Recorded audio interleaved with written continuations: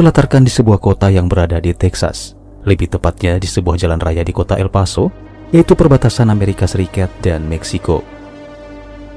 Di sana terlihat seorang pria bernama John Creasy, di mana beliau sedang dalam perjalanan menuju Meksiko guna menemui salah seorang sahabat lamanya untuk mencari pekerjaan.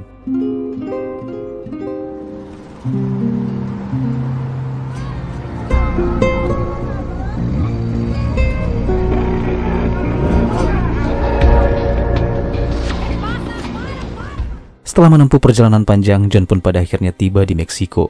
Ia disambut oleh sahabatnya bernama Paul Rayburn, di mana setelah mengobrol membahas kisah di masa lalu, John segera mengutarakan maksud dan tujuannya yang saat ini sedang mencari lowongan pekerjaan.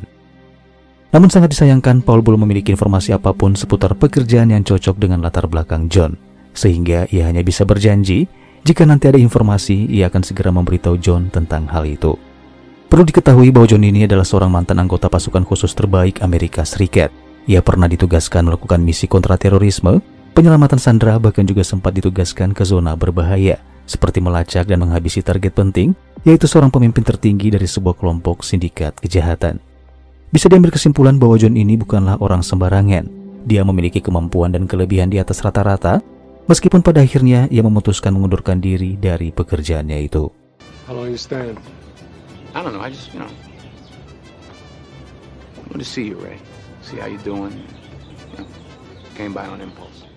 Sementara itu berlokasi di dalam sebuah restoran mewah, terlihat seorang pengusaha otomotif kaya raya bernama Samuel Ramos, di mana keberadaannya cukup berpengaruh dalam sektor pertumbuhan ekonomi bisnis di Meksiko. Di momen ini Ramos terlihat sedang mengobrol dengan pengacara pribadinya bernama Jordan Calvus, di mana mereka berdua membahas seputar maraknya aksi penculikan di Meksiko yang kian hari semakin mengkhawatirkan. Seperti yang kita ketahui bahwa Meksiko merupakan salah satu negara dengan tingkat kriminalitas tertinggi di muka bumi, di mana aksi penculikan, transaksi narkoba, bahkan juga pembunuhan merupakan hal yang sangat biasa terjadi di sana. Dalam percakapan ini bisa diambil kesimpulan bahwa Ramos sedang mencari seorang bodyguard demi keamanan putri kecilnya, sehingga ia meminta Calvus sang pengacara untuk membantunya mencari orang untuk menjaga putrinya itu. We're not looking for a goddamn Superman here, right? Get someone cheap. That's hard to find. Mendengar hal itu, sang pengacara yang kebetulan kenal dengan Paul Rayburn, saat itu juga ia dengan segera menghubungi Paul, meminta bantuannya mencari seorang bodyguard yang memiliki segudang pengalaman, yang tentunya untuk menjaga anak dari salah seorang kliennya, seorang pengusaha kaya raya, yaitu Ramos. Seperti pepatah mengatakan, pucuk dicinta ulam pun tiba. Secara kebetulan, Paul yang saat ini masih bersama John, saat itu juga memberikan kabar baik mengenai lowongan pekerjaan itu. That's right, a bodyguard.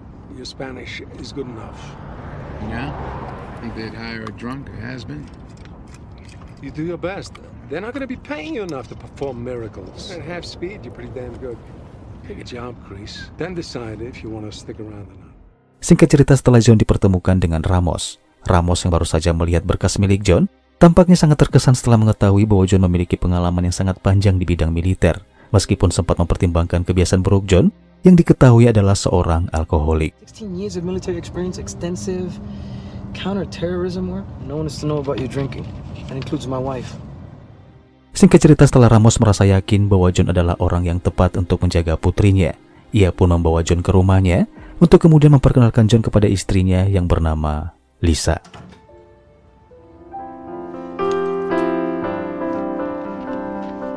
My wife Lisa, Mr. John Creasy.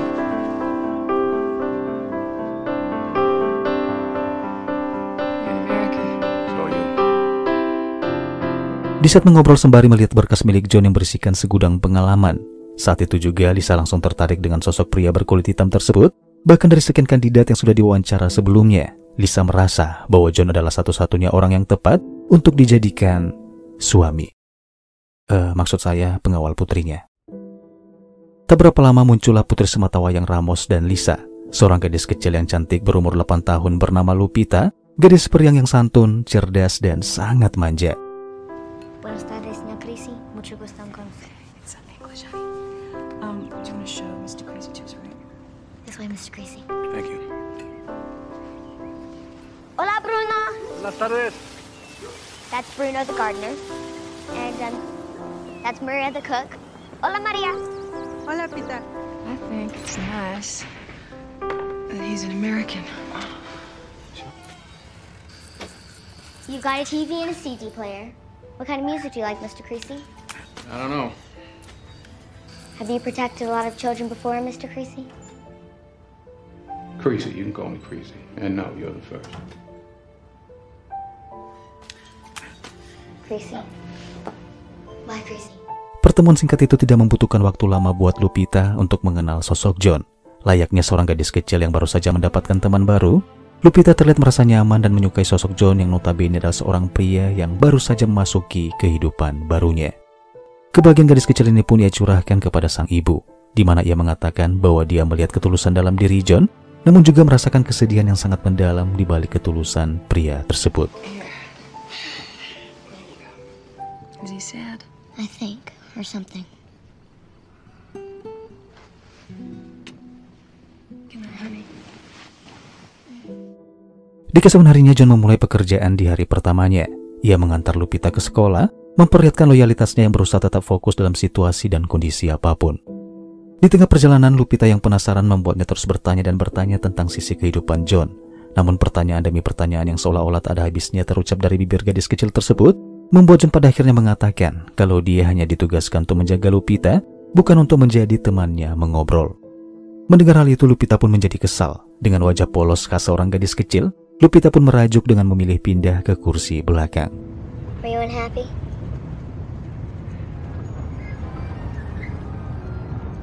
What happened to your hand? It's a birth defect. No, it's not. Look, no more questions, okay? I'm not being paid to be your friend. I'm being paid to protect you. So no more questions. That's it, period. You hear me? Yes. Wait a minute.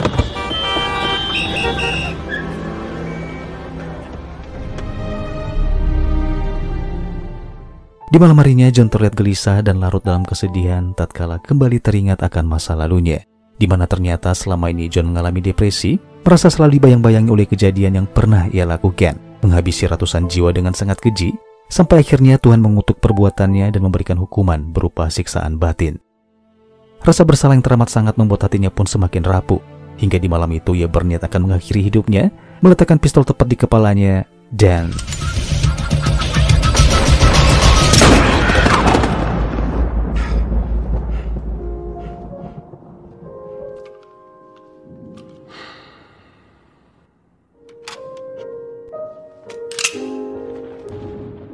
merasa aneh dengan pistolnya yang selalu saja tidak berfungsi setiap kali dia mencoba bundir, membuat John merasa perlu untuk menghubungi sahabatnya yaitu Paul untuk menanyakan tentang keanehan tersebut. Chris, you all right?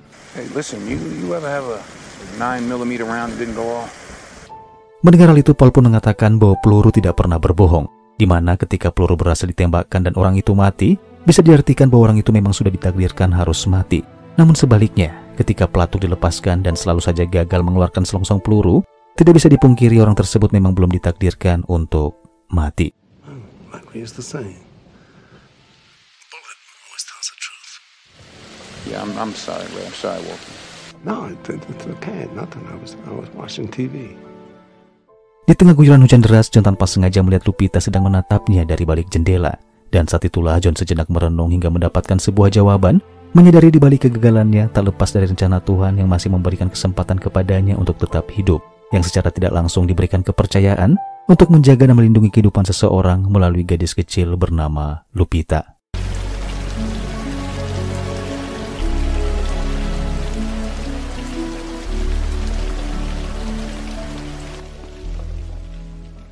Di keesokan harinya, John kembali melakukan pekerjaannya, mengantar Lupita ke sekolah seperti biasanya. Namun di tengah perjalanan, John tanpa sengaja melirik ke kaca spion bagian tengah, dan saat itulah ia melihat sebuah mobil yang sangat mencurigakan, di mana mobil itu terlihat membuntuti mereka dari belakang.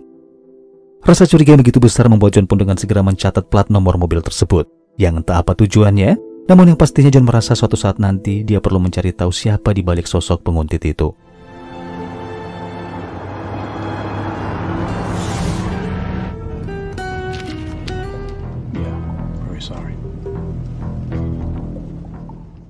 Siang harinya setelah Lupita pulang sekolah, John dengan segera mengantar anak majikannya tersebut untuk mengikuti kursus renang, guna mempersiapkan dirinya untuk mengikuti sebuah ajang kompetisi renang yang tak lama lagi akan segera berlangsung.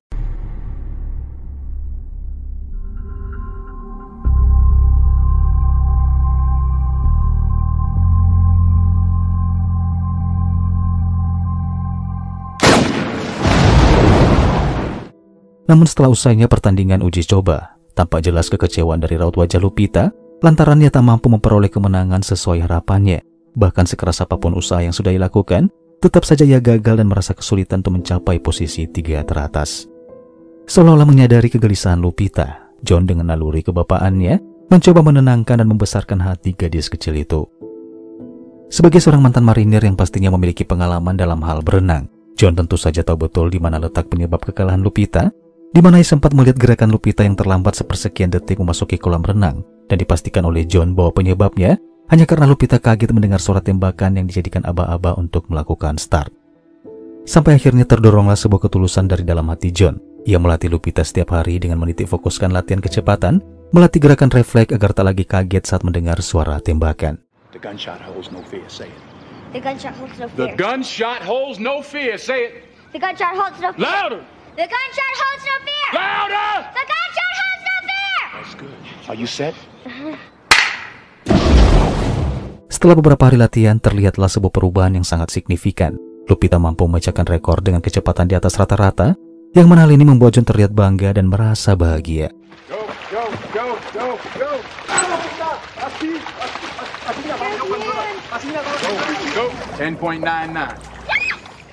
Singkat cerita, kompetisi yang ditunggu-tunggu pun pada akhirnya tiba. Lupita yang tak bisa didampingi oleh kedua orang tuanya yang sibuk bekerja, mulai terbiasa dengan kehadiran John yang selalu menemaninya.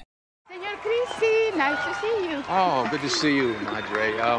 Peter's parents are away on business in Juarez. Today, you are her father.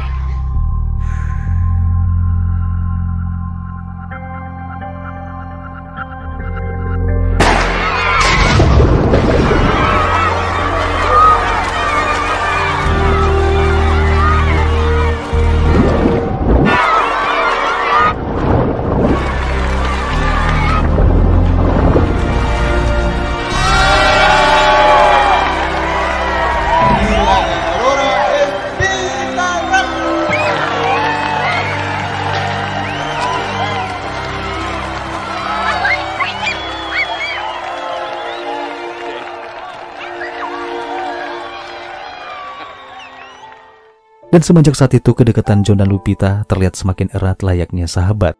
Yang tanpa disadari oleh John, kehadiran Lupita telah menghapus kesedihannya. Hari-harinya pun selalu dihiasi oleh senyum dan tawa. Bahkan ia mampu meninggalkan kebiasaan buruknya yang seorang alkoholik, membuktikan bahwa John telah mendapatkan kembali semangat hidupnya berkat seorang gadis kecil bernama Lupita.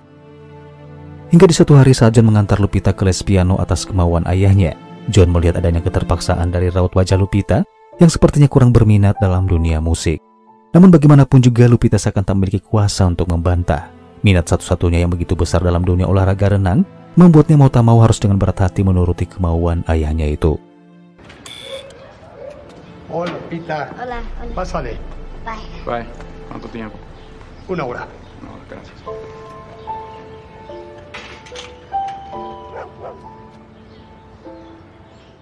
Di saat sedang menunggu Lupita di luar gedung, John tiba-tiba mulai merasakan adanya sesuatu yang janggal di sekelilingnya, di mana ia melihat mobil polisi yang sedang berpatroli memblokade jalan masuk menuju lokasi gedung les piano tersebut. Rasa penasaran membuat matanya liar memperhatikan lingkungan sekitar, hingga pandangannya pun terfokus ke sebuah mobil berwarna silver yang sedang bergerak, di mana mobil itu ternyata mobil dengan plat nomor yang sama dengan mobil yang sempat mengikuti mereka beberapa hari yang lalu.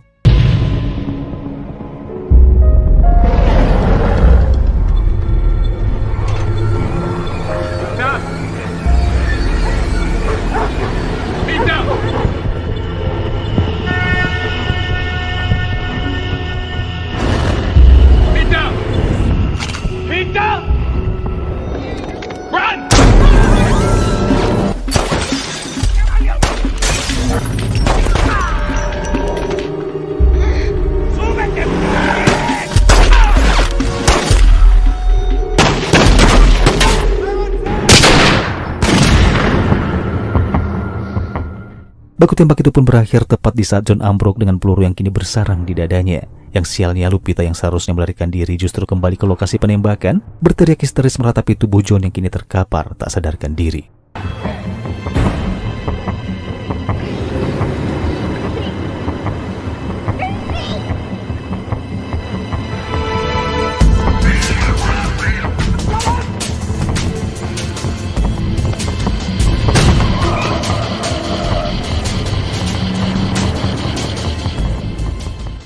dalam keadaan masih tak sadarkan diri, John terbaring di atas ranjang rumah sakit dan tidak menyadari bahwa saat ini dirinya dijadikan tersangka tahanan kepolisian, dituduh melakukan serangan penembakan kepada 2 orang anggota polisi, sekaligus otak pelaku penculikan seorang bocah perempuan yaitu Lupita. Este hombre, John W. Chris, ciudadano norteamericano, está bajo arresto por el asesinato de 2 elementos de la policía judicial. Es también el principal sospechoso en el secuestro de Lupita Martín Ramos. Di tengah konferensi yang sedang berlangsung, seorang reporter dari salah satu media surat kabar lokal bernama Mariana Garcia dan juga Direktur Keamanan Nasional Meksiko bernama Miguel Manzano justru tidak percaya dengan fakta yang dituduhkan polisi Meksiko terhadap John. Mereka berdua sepertinya telah mengetahui bahwa penculikan Lupita melibatkan polisi Meksiko yang sedang bersembunyi di balik seragam dan jabatannya. Sementara itu di kediaman Ramos dan Lisa, terlihat jelas kepanikan dari raut wajah suami istri tersebut yang tentu saja sedang mengkhawatirkan keselamatan Lupita, putri mereka.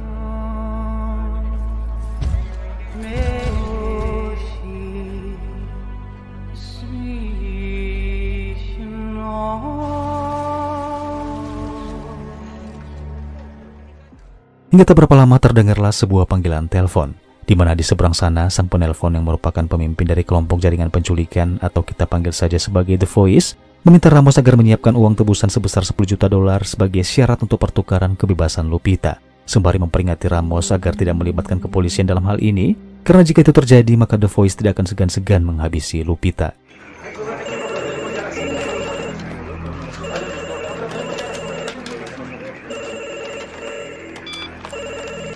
Hola. Do you love your daughter, Señor Ramos? Yes. Yes. Do you want to see her again? Yes, I do. Señor,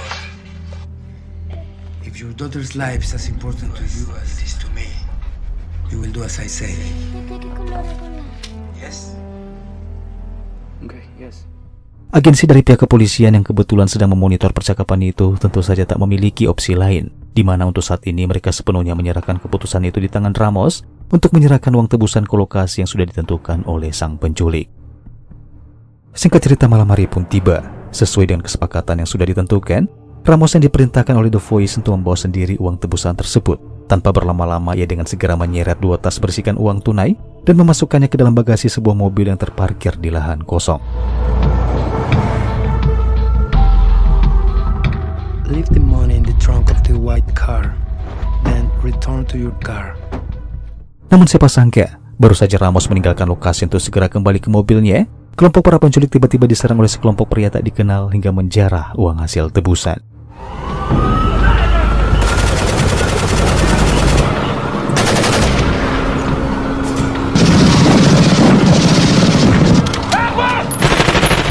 Baku tembak itu menyebabkan salah satu dari kelompok penculik itu pun tewas meregang nyawa. Yang sialnya, sosok itu ternyata adalah saudara kandung The Voice, sehingga ketika ia mendengar informasi tentang kematian adiknya sekaligus raibnya uang tebusan, The Voice merasa bahwa Ramos telah menipunya dengan mengirimkan beberapa orang untuk merampas kembali uang tebusan itu. Hello? Mr. Ramos, you betrayed me. You killed my nephew. You took my money. Señor Ramos, que Dios se apiade de su hija. Mendengar hal itu, Lisa dengan cepat merebut telepon dari genggaman tangan suaminya. Dengan panik sembari menangis histeris, ia mencoba memohon-mohon kepada The Voice untuk memberikan kesempatan kedua dengan berjanji akan segera menyerahkan uang tebusan yang kedua kalinya. Namun dari sekian usaha Lisa mencoba membujuk The Voice, tetap saja The Voice ini tak lagi menginginkan negosiasi yang secara langsung menegaskan bahwa nyawa adiknya harus dibayar dengan nyawa Lupita. I'm really sorry. Now it is too late.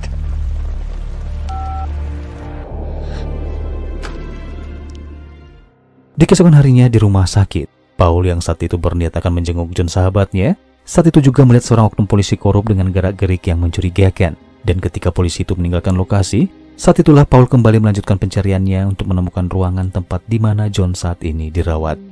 Namun di tengah pencariannya, secara kebetulan ia melihat Miguel mengeluarkan John dari ruangan tersebut, yang pada awalnya Paul merasa keberatan dan bertanya mau dibawa kemana John sahabatnya itu. Dengan suara pelan setengah berbisik, Miguel pun memperkenalkan dirinya, lalu menjawab pertanyaan Paul dengan mengatakan bahwa John harus secepatnya dikeluarkan dari rumah sakit tersebut. Karena bagaimanapun juga setelah John membunuh 2 orang polisi korup beberapa hari yang lalu, bisa dipastikan rumah sakit bukan lagi tempat yang aman buat John.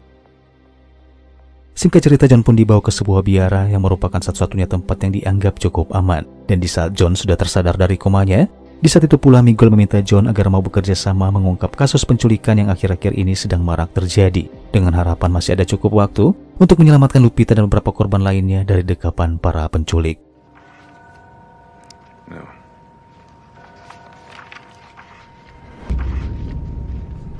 No. Did you recognize any of this man? No. Those were all policemen. Bad judicial cops. Protected by a brotherhood. A brotherhood called La Hermandad. Beberapa hari kemudian setelah John merasa kondisinya mulai berangsur membaik, ditemani oleh Paul, John mendatangi lokasi baku tembak sekaligus lokasi penculikan Lupita, di mana di sana John melihat garis kapur masih menempel sebagai penanda titik jatuhnya korban. Sejenak John terhenyak, mencoba mengingat kejadian beberapa hari yang lalu, di mana ia merasa kecewa dengan dirinya sendiri karena tak lagi mampu untuk bangkit, bahkan tak sempat menyadari komplotan penculik membawa Lupita secara paksa.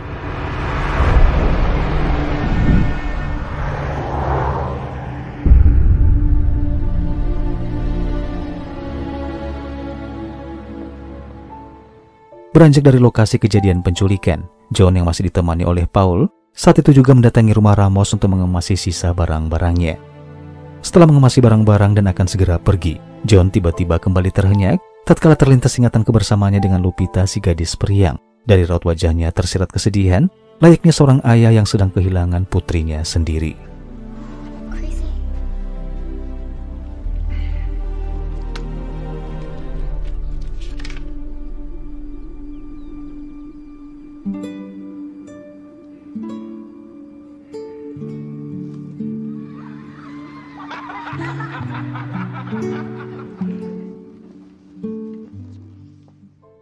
Di saat John sedang fokus membaca buku diari milik Lupita yang berisikan curhatan tentang dirinya, di waktu yang bersamaan Lisa masuk ke dalam mengagetkan John, di mana Lisa terlihat risih melihat John berada di dalam kamar putrinya itu.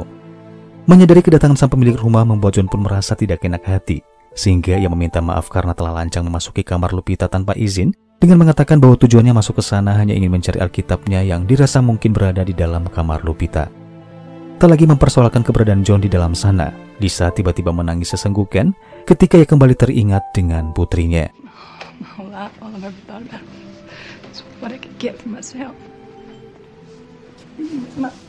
Oh, baby. She needed me so much. Sometimes I felt like I had nothing to give her. Just, I don't know what to do. Entah kenapa John merasa hatinya seperti disayat sembilu setelah mendengar curhatan Lisa. Tampak jelas kemarahan tersirat dari raut wajahnya, mengharuskannya melakukan sesuatu yang entah seperti apa. Namun yang pastinya, ia akan memberikan penderitaan kepada para penculik, bersumpah akan memberikan rasa sakit sebelum mereka menemui ajalnya. I'm gonna kill him. Anyone that was involved, anybody who profited from it, anybody who opens their eyes at me.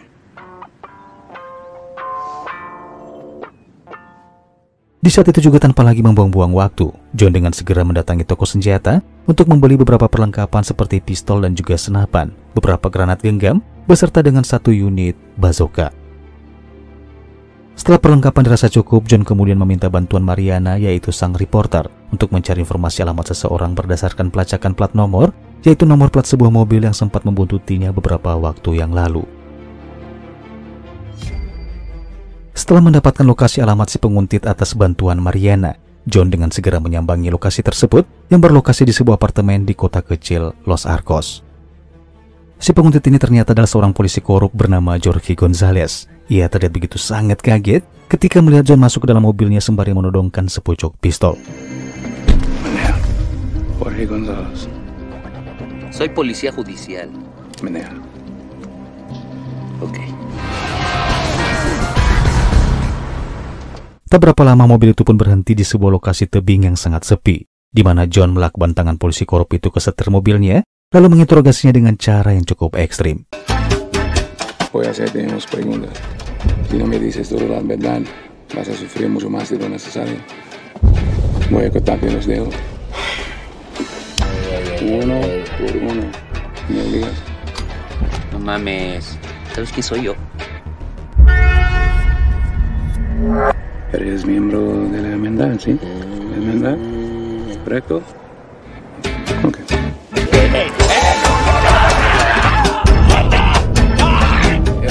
Nosotros éramos. Iba yo a la entrega. No sé nada. A nosotros nada más nos dijeron que fuéramos por la niña. ¿Quién les ordenó? No sé. No sé. No sabes. No sé. No sé. La voz, ok. The boy, sí. La voz. ¿Cómo no encuentro la Nada, voz? cabrón. Hago mi trabajo nada más. ¡No, ya me cortes, cabrón! ¡Ya! Trabaja en un rey de estas. Tiene un lunar en la cara del lado izquierdo muy grandote y le dicen el ceniceros o el carnicero. Ya. ¿De la remendad? Sí. Sí, ok.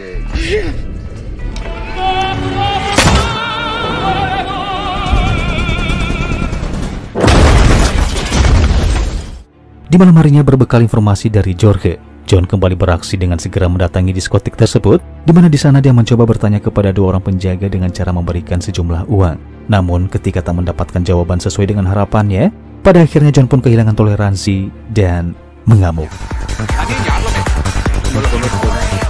La niña.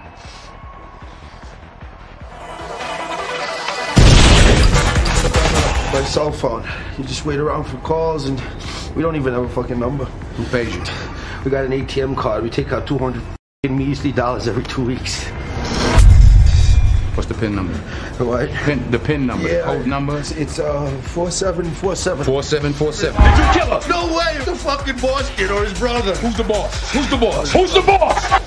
You never see his face. Not lying to me, right? No. God damn, I'm telling you the truth. Who stole it? He said some fucking crooked cop took it. Who? Fuentes. Fuente. Yeah, that's him.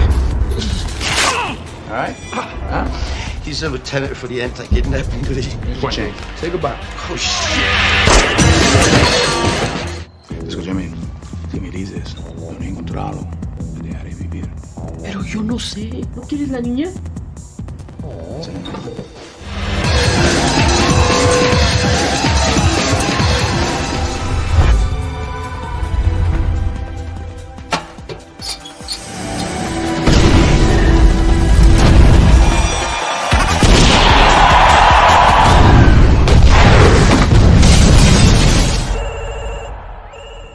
Setelah mendapatkan beberapa informasi, John kemudian membawa keluar seorang gadis kecil yang merupakan salah satu korban penculikan. Lalu ia membakar gedung tersebut dan menghubungi Mariana untuk segera datang ke lokasi bermaksud untuk kembali meminta bantuan. Setibanya Mariana di lokasi, John kemudian meminta bantuannya untuk mencari tahu siapa yang melakukan penyotoran ke dalam rekening tersebut, sembari menyerahkan kartu ATM beserta dengan kode PIN-nya. You got banking connections? Connections? PIN number's 4747. I want to find out who's put money in that account. 4747. What do you know about a cop named Fuentes? He's with the anti-kidnapping division. 3 years ago, they caught him with $50,000 and a dead body in the trunk of his car. Huh. Never charged. He lives in a judicial compound. Travels by motorcade. Take care of her? Yes. Well, how can I find you? I'll find you. Singkat cerita, pagi hari pun tiba. John berjalan kaki menyusuri jalan di sebuah kota kecil yang saat itu terlihat cukup ramai menyamarkan keberadaannya. Dengan menggunakan setelan jas yang sangat rapi plus dengan kacamata hitam, John berjalan sembari menenteng sebuah tas berisikan perlengkapan senjata, sembari sesekali melirik ke segala arah untuk memastikan keamanan di sekitarnya. Tak berapa lama langkahnya pun berhenti tepat di ujung jalan, di mana pandangan matanya tertuju ke sebuah toko lukisan, dan menyadari apabila seseorang berdiri di lantai 2 toko tersebut, bisa dipastikan ia dapat melihat dengan bebas aktivitas kantor polisi yang berada di seberang jalan, bahkan tanpa satupun objek yang menghalangi pandangan mata. Sehingga saat itu juga John menghampiri toko lukisan tersebut untuk kemudian meminta izin kepada si pemilik toko yang merupakan sepasang suami istri lanjut usia agar mengizinkannya masuk ke dalam tokonya itu.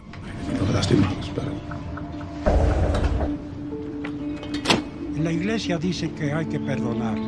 Forgiveness is between them and God. It's my job to arrange the meeting. Tak berapa lama setelah menyiapkan bazooka yang disetting tepat mengarah ke kantor polisi, muncullah iring-iringan mobil Fuentes yang hanya berjarak kurang lebih 200 meter, dan saat itu juga tanpa lagi membuang-buang waktu, John dengan segera melepaskan tembakan amunisi bazooka hingga menghancurkan salah satu mobil anak buah Fuentes.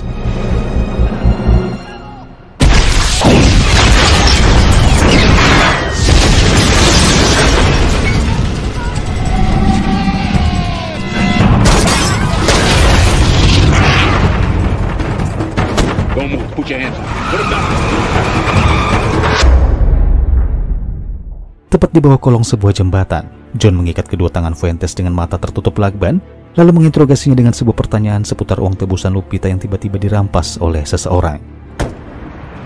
Can you hear me? You know where we are? We're under the bridge. Where the deal went bad.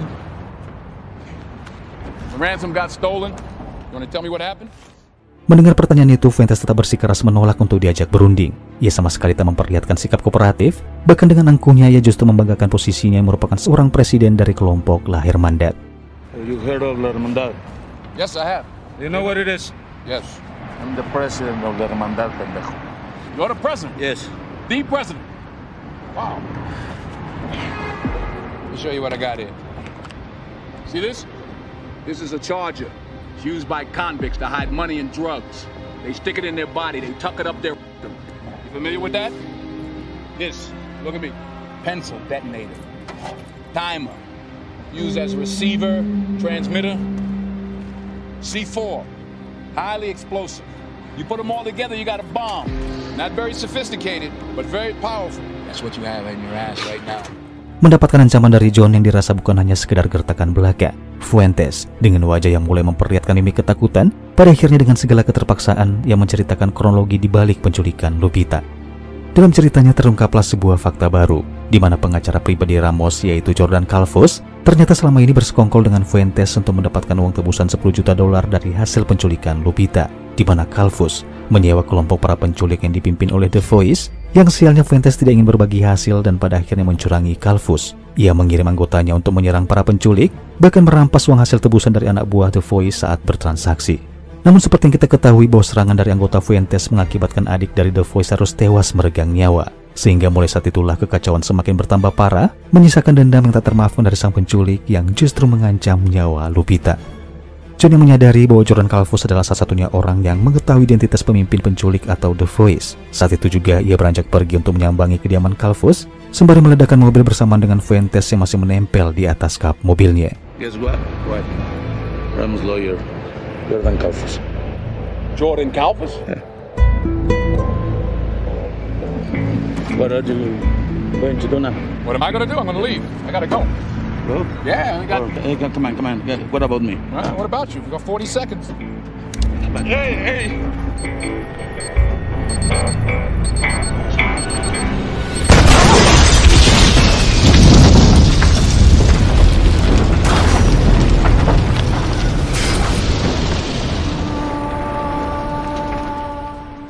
Singkat cerita, tibalah John di kediaman Calvus alias pengacara Ramos. Namun saat ia masuk ke dalam, ia pun seketika kaget saat melihat tubuh Calvus mengambang di kolam renangnya yang kini dipenuhi oleh cairan merah. Beranjak dari kolam renang, John memasuki ruangan kerja Calvus untuk mencari petunjuk. Dan saat itulah John menemukan rekening koran yang berisikan transaksi atas nama Ramos, sehingga John pun sadar dan sangat yakin bahwa Ramos, ayahnya Lupita, dipastikan ikut terlibat dalam penculikan putrinya sendiri. Hola? Mariana, it's me. Chrissy, where are you? Listen, I got something that looks like banking codes from Bank Coast in the Cayman Islands. I need it translated as fast as you can. Whose account is it? Jordan Calvus. And it looks like U.S. deposits and withdrawals. And give me the same thing on Samuel Ramos. That's it? That's it. Rasa penasaran John menuntun langkah kakinya dengan segera mendatangi rumah Ramos, di mana di sana ia mendesak Ramos agar menceritakan apa yang sebenarnya terjadi, bersamaan dengan munculnya Lisa yang awalnya tidak percaya dengan fakta tentang suaminya itu. Greasy. Samuel. Honey? What's going on? That's what I want to know. What is going on? What happened, Lisa? Were you in on this? Or was it just your husband? You know what I'm talking about. Peter's kidnapping her death. Peter got killed because the Shut ransom up! got stolen. What are you talking about? 2.5 million. 2.5 million to your lawyer, Jordan Calvus, that he put in an account in the Cayman Islands, but he won't get a chance to spend it. What happened to the other 5, Sam? Tell your wife. It's your chance to talk. Samuel! What, Lisa? I love you! Tell me the truth! You want to know the truth? I inherited his debt and his mess. You and I inherited tell me his lawyer. what happened to my baby! I agreed to the kidnapping. I did it for us. For the 3 of us. I'm so sorry, Lisa. Di tengah perasaan bersalah dan menyesali perbuatannya, Ramos pada akhirnya menceritakan apa yang sebenarnya terjadi, di mana kekecewaan ini berawal ketika Ramos mulai menyadari perusahaannya beranjak mengalami kebangkrutan. Utang di mana-mana, bahkan aset pun mulai hilang satu persatu, sehingga terungkaplah fakta bahwa pertemuan Ramos dan Calvo saat itu tak lain sedang membahas permasalahan hutang yang dialami Ramos. Dan parahnya, Calvo sebagai pengacara justru menyarankan kepada Ramos agar melakukan rekayasa penculikan terhadap Lupita, putrinya sendiri, dengan tujuan asuransi Lupita bisa dicairkan yang diperkirakan bisa mencapai hingga 10 juta dolar. Namun sayangnya rencana tidak sesuai dengan harapan. Semua rekayasa yang diatur oleh Calvo ternyata gagal hanya karena sekelompok pria yang tiba-tiba menyerang, bahkan mengakibatkan hilangnya nyawa saudara kandung sang penculik. Sehingga akibat dari semua itu, sang penculik pun murka dan Lupita kini benar-benar menjadi korban. Mendengar penjelasan dari suaminya tentu saja membuat Lisa terlihat begitu sangat marah. Ia tak menyangka suaminya telah melakukan sesuatu yang sangat bodoh tanpa peduli dengan risiko yang bakalan terjadi. Rasa kesal bercampur amarah membuat Lisa seketika mengucapkan kata-kata sumpah serapah, hingga muncul niat yang sangat besar dalam dirinya untuk menghabisi suaminya dengan tangannya sendiri sebagai pelampiasan untuk menyembuhkan rasa sakit hatinya itu. Namun John mencegah hal itu terjadi. Ia hanya tidak ingin Lisa berakhir menjadi tersangka pembunuhan, sehingga ia memberikan sepucuk pistol beserta satu peluru kepada Ramos sebagai penentu apakah Ramos layak mati, atau mungkin masih diberi kesempatan untuk hidup dengan memasrahkan nasibnya pada sebuah peluru seperti yang pernah dilakukan oleh John beberapa waktu yang lalu. You know, they say a bullet always tells the truth. I'll pray for you.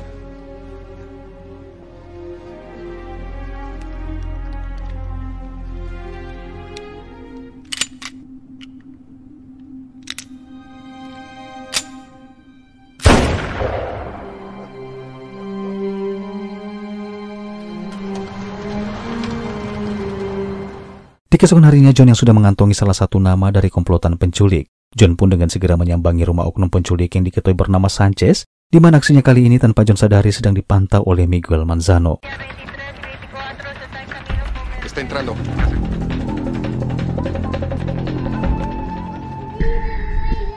¿Qué hacemos? Nada.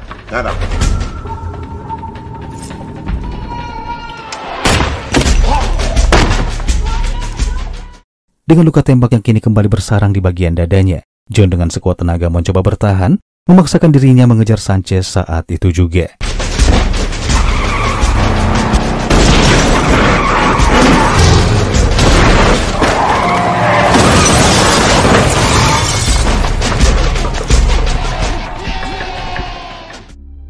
Tanpa lagi mampu melakukan perlawanan, Sanchez, bak seekor anjing diseret paksa kembali ke rumahnya, bahkan istrinya yang sedang mengandung pun diperintahkan oleh John untuk duduk tanpa gerakan tambahan.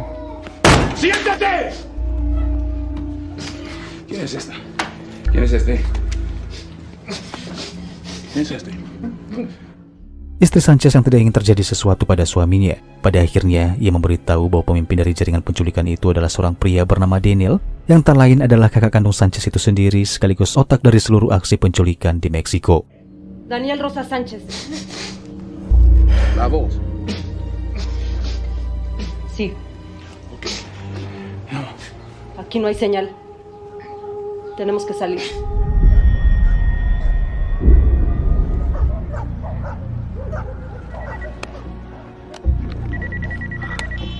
Hola, Daniel. Señor Creasy. Yeah, I got your family here. Your brother doesn't look too good. Yeah, right now she's, what, about 8 months? Huh? And there you are. You have my family. Your brother wants to speak to you. I don't want your money! All right. I will give you a life for a life. Whose life are you talking? What are you talking about? Girls. Pita's. Peter's dead. I'm a businessman. A girl dead is worth nothing. She's alive. All right.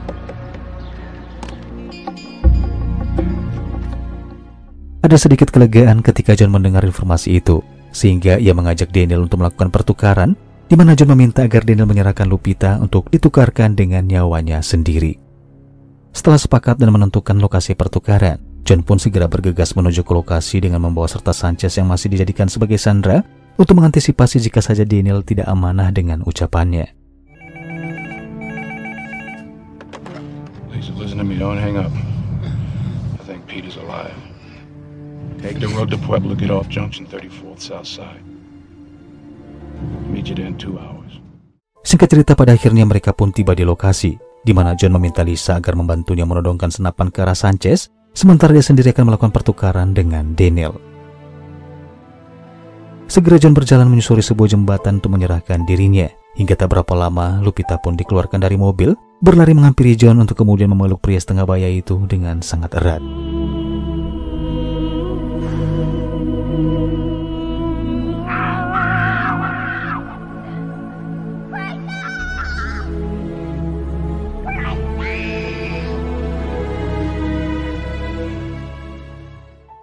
Tangis haru bercampur kebahagiaan dirasakan oleh Lupita.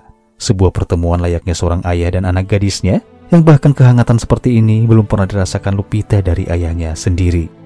Namun kebahagiaan Lupita tiba-tiba berubah menjadi tangisan yang sangat menyayat hati, di mana ia baru menyadari bahwa pertemuannya dengan John saat itu merupakan pertemuan untuk terakhir kalinya, yang mungkin akan menjadi sebuah ingatan yang tidak akan pernah hilang sepanjang hidupnya. You alright?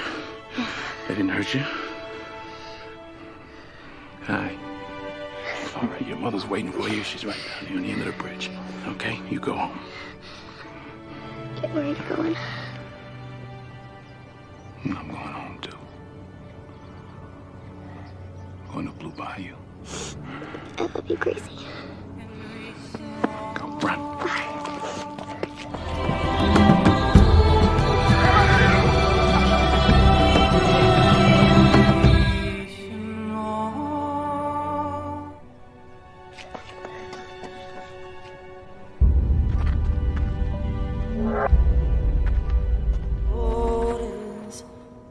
Que esconden como la lluvia de algún tesoro.